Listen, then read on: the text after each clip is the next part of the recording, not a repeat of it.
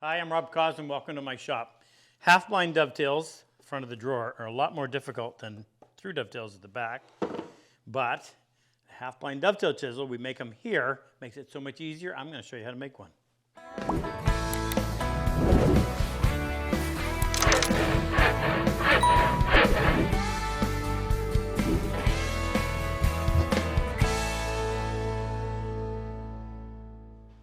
When I teach new dovetailers how to cut through dovetails, of course they're tickled pink when they get it. But when I teach them half blinds, they're over the moon. And I don't know what it is, but maybe it's a level of complexity, whatever. But they really, really get excited about that one. So let me explain the problem before I offer you the solution. When you saw and chop a through dovetail, you simply come in and you chop the waist halfway from this side, halfway from that side. You meet in the middle, and it's pretty easy to clean up. You've got access to everything. When you do a half blind, you're going into a blind corner, literally, and it's difficult because you can't go all the way through. Now, if you try to use a regular chisel, even a 1/4 inch chisel, you're trying to get into that corner, but this corner is bumping into that back wall. Yes, you can use an 1/8 of an inch, but you're still running into a difficult situation. You can buy a skew chisel. You have to buy 2. This one will do the left side. You have to get the other one in order to do the right side. Well, this is the solution I came up with several years ago. We call it a half-blind dovetail chisel. The nice thing about it is I have access to both that side and to this side. I'm pushing through end grain. Now, even though this is pine, which cuts relatively easily, you get into hardwoods, cutting through end grain is going to be the toughest of all the cuts. It's nice to be able to have your line of force straight on, whereas with a skew chisel, you're pushing off on an angle, actually way over there.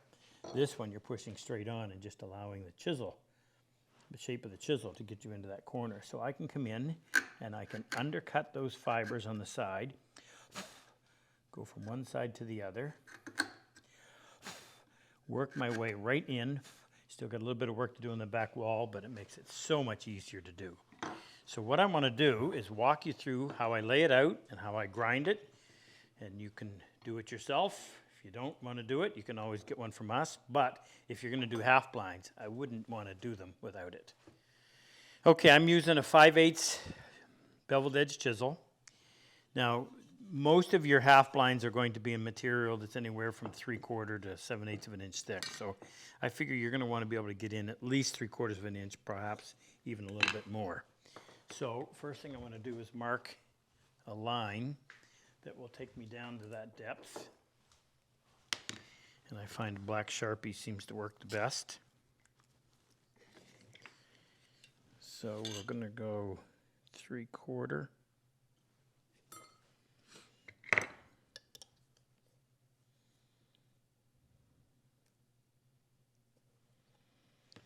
Now, as far as the angle, most of my dovetails are 10 degrees. I'm going to go 12 degrees. And the reason I don't want to go more than that is when you're coming down that far, if the more angle you have, you end up cutting through right here, and I don't want to do that. So at 12 degrees, that should be enough. So I'm going to reference, actually I'm going to take the handle off of this so I can get a little closer to it. It's a nice thing about these chisels that we sell. You can strip it down, handle, ferrule, everything, and now that'll lay perfectly flat. So I won't worry too much about the edge. I'll adjust that after. So right from the corner, chisel referenced up against there. I'm going to draw a line.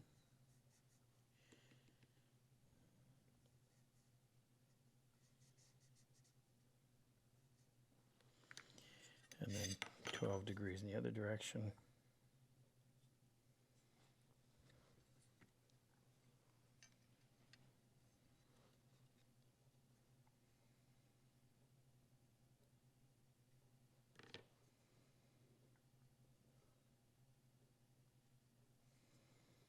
Okay, so now what we know what we need to remove.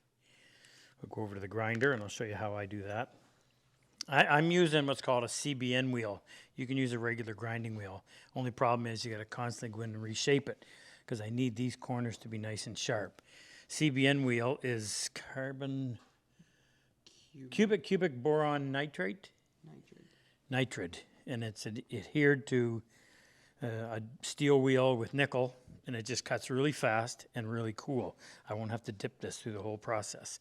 Now what I've done is I've taken my platform assembly and I've added another piece onto it so I can go up both sides, because the first thing I'm going to do, and I'm pretty much square on here right now, I'm going to go in, I'm going to remove the bulk of that material, everything above the line, and I'll go right into the corner, and then I'll do the same thing over here. Now what you're going to notice is this is in my way. And I'm not beyond taking my bench grinder and cutting a notch out of there, so I can do that if I had more to do. So I may get it started here, but then I'll have to come over and finish it this way, not being able to see. I'm just going to have to flip it back and forth. That's the first step. We'll get that done, and then I'll show you the second.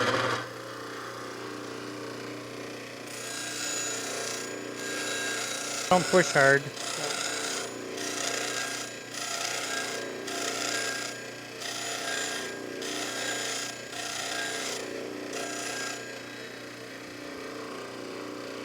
Not hot, I can hold it. If you don't have a CBN wheel and you do any amount of grinding, highly recommend it. It's amazing. Now the wheel I'm using, we have custom made. It's an 80 grit, which for our purpose, which is creating primary bevels on plane blades and chisels, 80 grit is fine. Cuts faster, cuts cooler. We also have abrasive on this side, and of course on the front. That means I'm able to go in and keep pushing that area back to the line.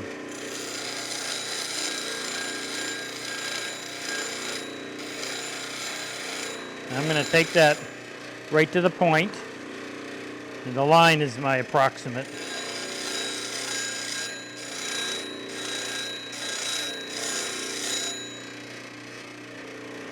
I can still hold on to that.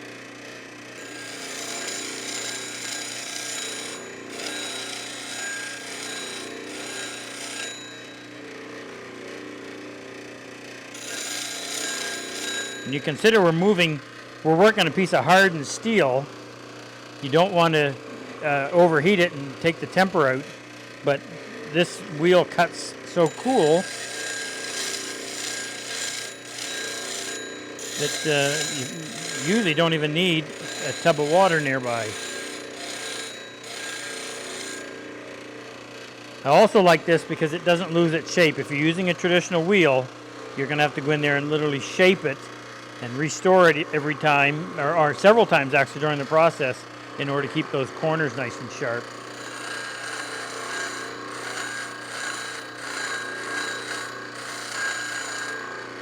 Now I want to come right to here, and I want this, because I'm not quite, you can still see a little bit of the original. I got just a little bit more to remove. Light pressure. Okay, now we got to do the other side. I'm going to get it started over here, but I'm not going to be able to do too much because I'm bumping.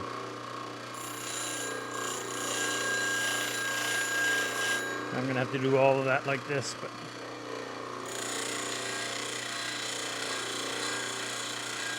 I suppose I could come and draw it on this side.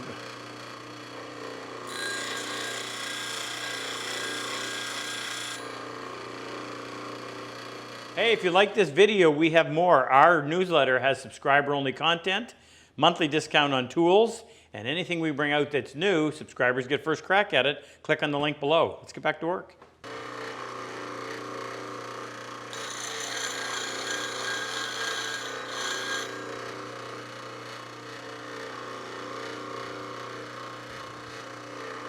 Not quite to the corner here. And I'm pretty good down there, maybe just a little bit more.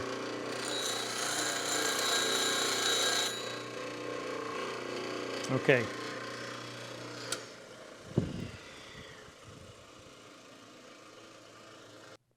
Before I do this next step, I want to show you why. Some companies actually make them like this, and they leave that side square to the back.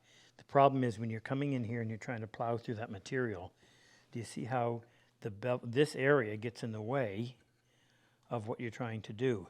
So instead, I like to go in and back that off, put an angle on there, and that allows that to slide underneath there and cuts so much easier. So let me show you how you do that. Now I set that so that the relief angle on this side is about 30 degrees, but you can play around with it. It's not terribly critical. What I don't want is to end up having the two bevels remove material up in here. I like to have some of the original chisel left. But with that set, and I've got my little extension on it. It's just a piece of MDF that allows me to have some support up in here. And I'm going to do the same thing, except I'm going to come in, I'm going to eat away all that material. And a lot of this is just going in, grind a little bit, stop and check it, grind, stop and check it. We'll have to tackle this side when we get there, but we'll go with this one first.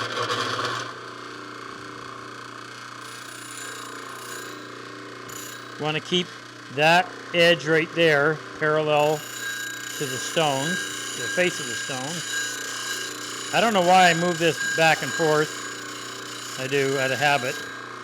When you used to use the old wheels, it just helped to even out the wear.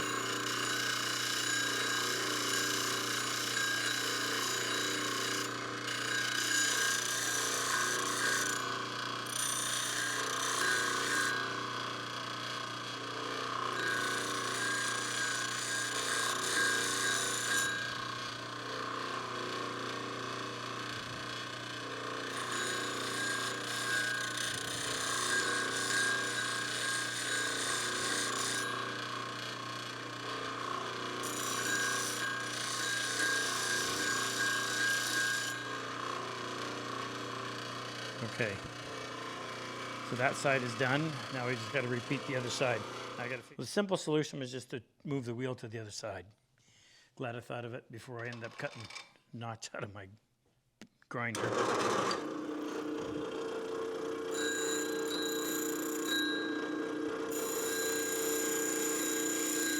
So there it is.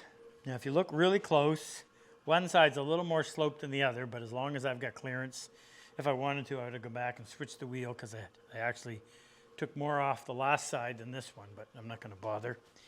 The only thing I do, and people often ask them, well, what do you sharpen? I only sharpen the bevel, and I do it just like I do on any bench chisel. Create a secondary bevel on a coarse stone, in this case a 1000 grit. Get a burr, or in this case you can just look to see that you managed to get all the way across. And sometimes I just went in and reground that primary. So it's up to this stone to come back and straighten that edge.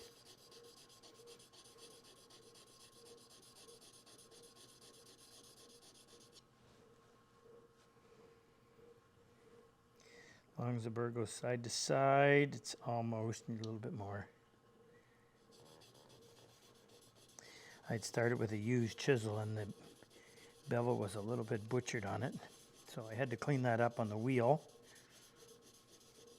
Didn't get it perfectly straight, but the stone will do that. Then I come over to my 16,000. This is where I put the edge that actually does the cutting. Find the primary, come up a little bit higher than that previous stone. All this is in my video, 32 seconds to sharp. We'll leave a link below. And then flip that over to remove the burr. Now, one caution on this is frequently on a beveled edge chisel, I run from the front to from the back to the front to clean it off. You don't want to do that. You go along those side edges and you'll understand why. Now, it doesn't take terribly long, but now you can come in and do your half blinds, and this is literally your secret weapon. Allows you to get in both sides, slip right underneath there. Oh my goodness, I'd never cut a half blind again without a really good half blind dovetail chisel. Hope this helps. If you like my work and enjoy my style of teaching, click on any one of these videos and help take your woodworking to the next level. I've always said, better tools make the job so much easier. If you click on the link below, the chisel and plane icon, it'll take you to our site and introduce you to all the tools that we actually manufacture right here in our shop. It'll also give you information on our online and in-person workshops.